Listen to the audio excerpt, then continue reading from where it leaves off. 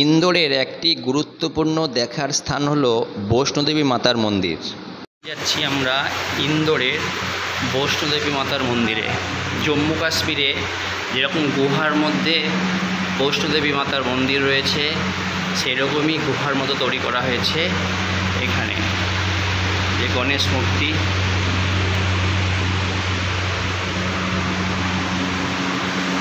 গুহার মতোই তৈরি করা আছে কৃত্রিমভাবে, কৃত্রিম গুহা।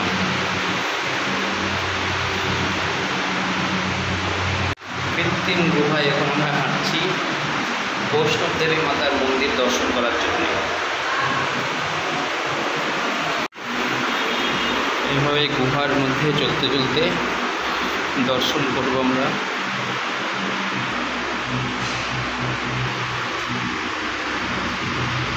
সংকীর্ণ গুহার মধ্যে দিয়ে আমরা যাচ্ছি।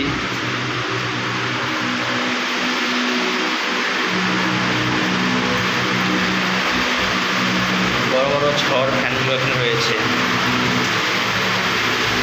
একটা নতুন অভিজ্ঞতা হবে আপনারা আসলে। অনেক জায়গায় মাথা নিচু করে প্রবেশ করতে হবে এই মন্দিরে। এই যে ওপর থেকে দেখা যাচ্ছে মন্দিরটি। সিঁড়ি বেয়ে নামতে হবে। মাতা বৈষ্ণব দেবী।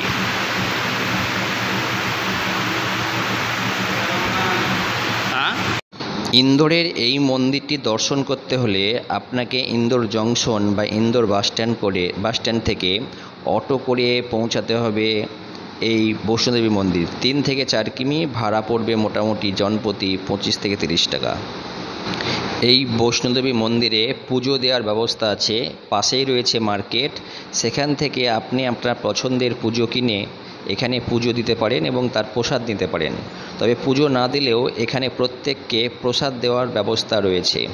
তবে দানপাত্রে আপনি চাইলে কিছু দান করতে পারেন। ইন্দোরের এই বৈষ্ণোদেবী মন্দিরের পাশেই রয়েছে লালবাগ প্যালেস। এরপরে আপনারা লালবাগ প্যালেসের ভিডিও দেখবেন।